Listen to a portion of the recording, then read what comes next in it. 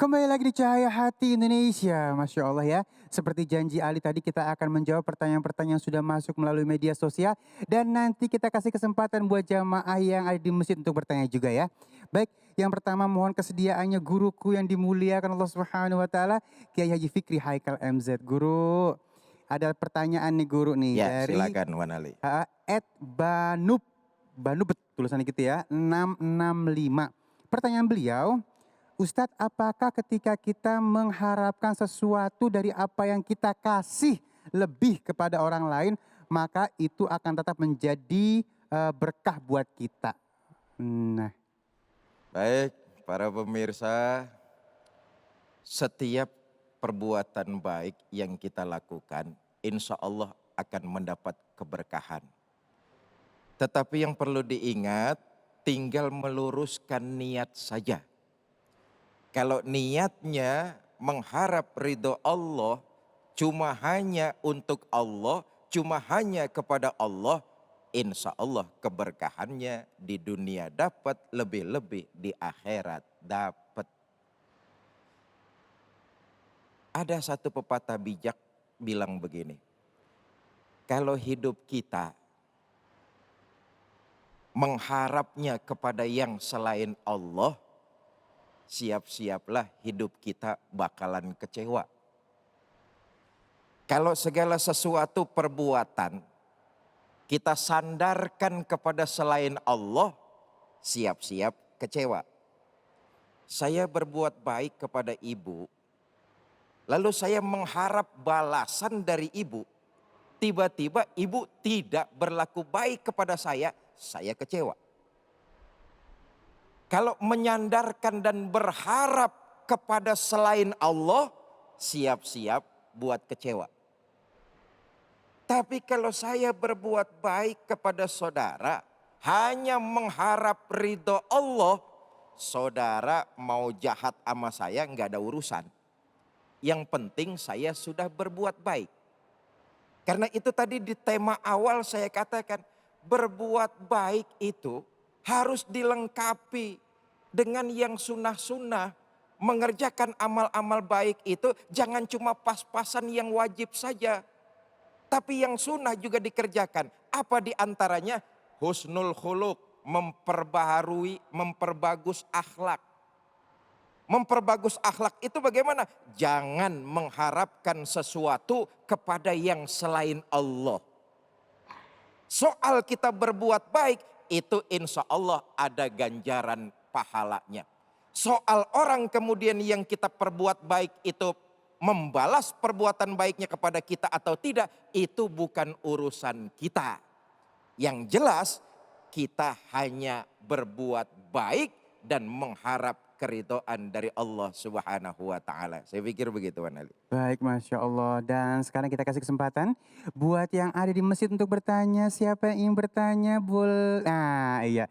Jangan lupa nama majelis taklimnya apa dan di dalam face shield ya. Silakan.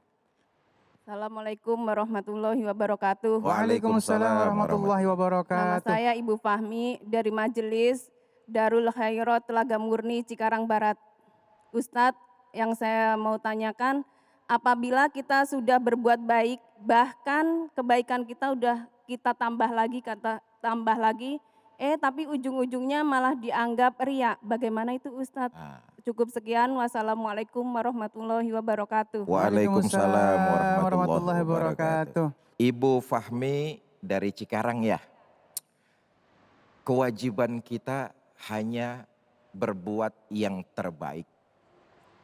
Karena itu jangan pernah putus semangat, jangan pernah patah arang, jangan pernah kapok untuk terus berbuat baik. Perbuatan-perbuatan baik yang kita lakukan memang kadang terjadi di tengah-tengah masyarakat kita. Ada aja mulut orang yang usil. Lo bersihin got di kampung cuma mau cari muka doang. Umpama. Lo kerja bakti rajin bener di gang cuma gara-gara di sebelah sono ada janda bahenol. Umpama. Yang ingin saya tekankan adalah Soal omongan orang kepada kita itu nggak akan pernah berhenti. Ada saja orang yang mencibir, ada saja orang yang nyinyir. Apalagi perbuatan yang kita lakukan adalah perbuatan-perbuatan yang baik. Ada satu rumus begini. Kalau ada 10 orang, satu orang nyinyir sama kita, perbuatan baik yang kita lakukan selalu saja disalahkan, jangan pikirin yang satu orang itu. Yang 9 orang masih suka sama kita. Jelas ya? Jelas ya? Kalau ada 10 orang, 9 orang nyinyir sama kita, satu orang masih suka sama kita, jangan pikirin yang 9 orang. Teruslah berbuat baik, pikirin aja yang masih suka kepada kita. Nah, jawaban saya, biarlah orang mengatakan apapun terhadap perbuatan baik yang kita lakukan. Toh hati kita niatkan hanya mencari keridhaan Allah. Soal orang kemudian mau beropini, kita ria, kita ujub, kita sum'ah, kita takabur, urusan kita dengan Allah. Karena niat kita hanya mencari keridhaan Allah. Yang terpenting yang kedua, jangan sampai semangat kita kendor. Gara-gara ada orang yang ngomong, lo rajin banget ke majelis taklim lo, pamer lo ya, mentang-mentang gelang lo baru. Umpama, jangan hiraukan orang yang ngomong seperti itu. Semangat harus terus menebarkan nilai-nilai kebaikan. Kalau orang yang berbicara seperti itu memberatkan timbangan kejahatannya. Kenapa? Itu masuknya ghibah. Na'udzubillah, summa na'udzubillah. Baik, terima kasih guru. Wah, jadi motivasi buat kita nih ya. Jadi kita terus semangat tanpa mendengarkan kritikan-kritikan yang nggak membangun, kritikan-kritikan yang buat kita jadi nggak pede. Tinggalin aja semuanya ya. Baik, jamaah yang dimuliakan Allah Subhanahu wa taala, kita akan masuk ke dalam pertanyaan selanjutnya. Mohon kesediaannya guru yang dimuliakan Allah Subhanahu wa taala, Al Ustadz Azhari Nasution. Guru, sebelum Ali lempar buat yang ada di masjid, ada pertanyaan dulu nih dari media sosial ya. Yang ini datangnya dari @Rika 657. Oh, Rika gitu ya. Baik, Ustadz, ketika kita berbicara dengan orang lain, namun kita tidak kuat untuk terus menatap wajahnya karena terlalu tampan. Bagaimana Pak Ustadz? Kan adabnya harus melihat wajah lawan bicara. Silakan guru. Oke, bismillahirrahmanirrahim. Ini unik juga pertanyaannya. Ini kayaknya dia nanya sama Mas Ali. Allahumma sholli Muhammad wa ala sholli Muhammad. Jadi nanya, tapi karena orang yang ditanyain itu terlalu ganteng, jadi dia nggak sanggup gitu ya.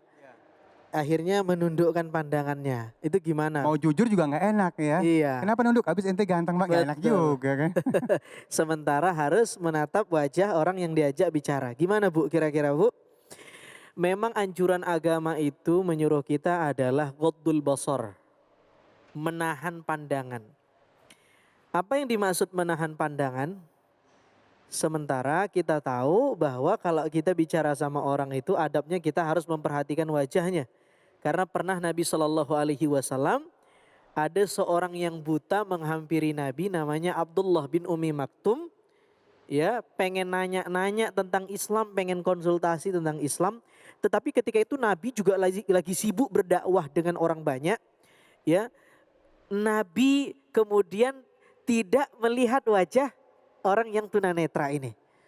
Turun ayat mendidik Nabi, abasa wa tawalla anja'ahul a'ma. Wahai Nabi, kenapa kamu berpaling dari seorang laki-laki yang tunanetra yang datang kepadamu yang ingin meminta penjelasan tentang Islam? Ibu-ibu, sebelum saya jawab, saya pengen garis bawahi ayat ini bukti bahwa Al-Quran itu benar-benar made in Allah, bukan buatan Nabi. Kenapa? Tidak ada buku yang isi buku itu mengecam si penulisnya. Nabi dididik sama Allah lewat Quran. Wahai Nabi, kenapa kamu berpaling, berwajah tidak enak kepada orang yang datang kepadamu sementara orang itu ingin meminta berkonsultasi tentang Islam? Loh, Nabi dididik lewat Quran. Andai Al-Quran itu buatan Nabi, nggak mungkin, pasti Semua penulis berbicara yang baik-baik tentang dirinya. Tapi ini enggak. Karena itu ayat ini disebut dengan ayatul itab. Itu satu. Yang kedua, Nabi memalingkan wajahnya, tidak melihat orang yang mengajaknya bicara, ditegur sama Allah, ditakdib, ditarbiyah, dididik. Termasuk kita juga berarti. Berarti salah satu adab ketika orang ngajak bicara, kita harus lihat wajahnya. Bayangkan Abdullah bin Umi Maktum tunanetra, Nabi berpaling tetap ditegur. Apalagi yang ngajak kita ngobrol itu ibu-ibu, orang yang gak tunanetra. Bisa melihat wajah kita dan kita bisa melihat wajahnya. Maka itu lebih-lebih gitu loh. Itu satu. Tetapi ini ada orang yang ganteng ini. Saya gak bisa kalau ngelihat wajahnya kemana-mana pikiran saya. Ada ghaddul basar, menundukkan pandangan. Tapi menundukkan pandangan ini begini Bu Ibu, bukan berarti menundukkan pandangan itu mata itu harus ngelihat tanah, ngelihat jempol kaki gitu loh. Enggak. Ya, tidak letterlek seperti itu. Ya, itu mustahil tapi satu sisi juga sulit dilakukan, enggak mungkin. Jadi makna ghaddul basar itu bukan nunduk aja. Ya kalau saya jalan ke Ainyus gara-gara nggak pengen ngelihat perempuan, saya takut nunduk aja. Kesandung batu, ketabrak saya. Ya, yang dimaksud ghaddul basar itu adalah tanzimul basar. Memanage pandangan biar tidak liar. Jadi memandang itu tetap boleh. Tapi yang disunahkan apa? Jangan sampai kita lepas kendali ketika memandang. Nah, itu yang dimaksud ghaddul basar itu. Karena sebenarnya yang buat liar itu siapa? Matanya atau pikirannya? Pikirannya. Tetapi alat untuk melihat itu matanya. Boleh jadi mata melihat objek yang sama, saya melihat objek yang sama. Ibu melihat objek yang saya ngelihat Mas Ali, ibu ngelihat Mas Ali. Tapi karena pikiran kita beda, yang di sini ini mungkin penafsirannya beda, betul. Jadi yang harus di-manage apanya? Pikirannya. Jadi ghaddul basar itu adalah memanage pandangan, memanage pikiran biar tidak liar. Ya itu soal itu. Jadi nggak apa-apa lihat. Nah tapi diukur-ukur kalau seandainya melihat tapi ditakutkan nggak kuat, luntur imannya dan lain-lain. Tentu ya kita lebih tahu kemampuan iman kita. Kita sesekali tidak memandang dia. Tapi yang lebih penting sebenarnya bukan memandang mitra bicara dan tidaknya, tapi lewat pikiran ini Mas Ali. Memanage pikiran kita, itu yang lebih penting. Iya, jangan sampai otak kita traveling kemana-mana ya. Jangan tundukkan pandanganmu tapi tundukkanlah hatimu untukku. Asik, Masya Allah. Ya baik, kita akan masuk ke dalam pertanyaan yang ada di masjid saat ini. Siapa yang udah mau bertanya tadi? Silakan Umi. Masya Allah, silakan. Ya. Assalamualaikum warahmatullahi wabarakatuh. Waalaikumsalam warahmatullahi wabarakatuh. Saya Lisa dari Majelis Taklim Darul Khairat, Telaga Murni Cikarang Barat.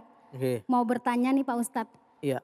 Bagaimana kalau ada teman yang curhat pada kita, tetapi kita tidak bisa memberikan solusi kepadanya? Apa yang harus kita lakukan?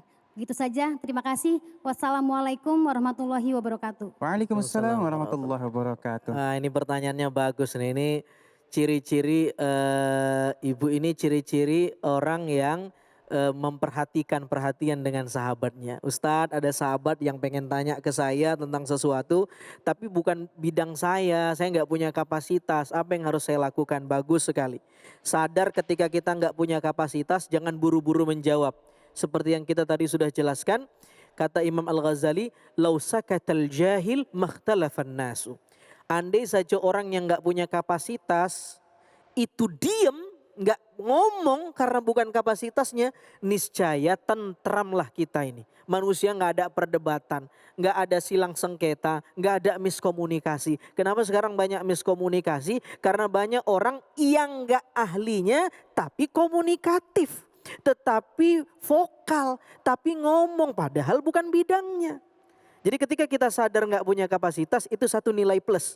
Sadar bahwa kita bukan ahlinya, itu kita udah dapat pahala. Apa yang harus kita lakukan? Amanah Qur'annya jelas. Fas'alu ahla dzikri in kuntum la ta'lamun. tanyalah kepada orang yang ahli di bidangnya jika kamu nggak tahu. Itu kata Al-Quran. Jadi tanyalah kepada yang pakarnya, yang tahu.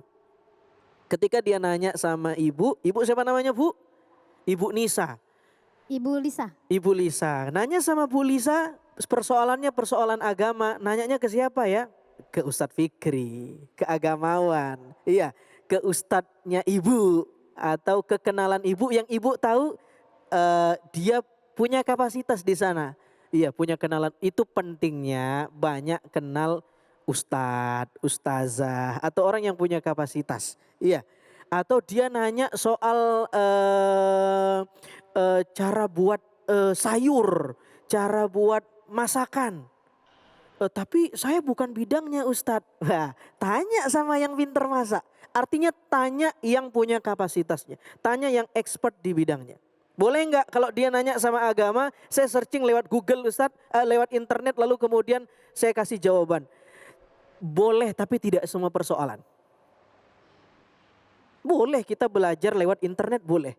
Saya juga kalau lupa dalil, lupa ayat, saya lihat di internet. Tapi tidak semua persoalan bisa dijawab oleh internet. Ada hal-hal yang memang kita harus langsung ke pakarnya. Karena internet itu tidak bisa menseleksi mana jawaban yang punya otoritas, mana yang tidak. Mana jawaban yang otoritatif, yang memang jawaban ini benar atau tidak. Internet nggak bisa menseleksi itu. Yang bisa menseleksi siapa? Orang yang pakar di bidangnya. Jadi kalau dia nanya persoalan agama lebih-lebih sebaiknya tanyakanlah langsung kepada pakarnya. Kecuali dia nanya, Bu saya lupa deh ayatnya bunyinya begini. Kulillahumma malikal mulki tu'til mulka man tasya. Tapi lupa di surah apa ayat berapa. Nah kalau yang begitu nggak apa-apa di searching. Itu kan hal yang tidak menyangkut terlalu urgen. Cuman mau tahu ayat apa, surah apa. Tapi kalau sudah menyangkut hukum agama, wah nggak boleh.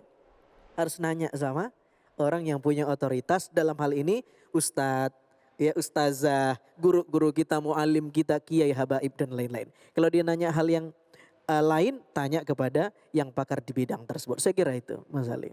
Baik, terima kasih guruku yang dimuliakan Allah Subhanahu wa taala Ustadz Azzain Nasution dan guruku yang dimuliakan Allah Subhanahu wa taala Kiai Haji Fikri Haikal MZ, Masya Allah ya.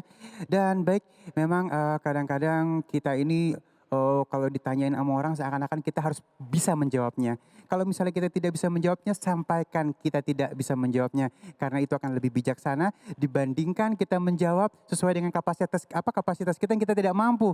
Akhirnya apabila kalimat yang kita berikan menjadi patokan buat dia, maka dia akan salah seperti apa yang kita berikan. Bukan begitu Ustaz ya?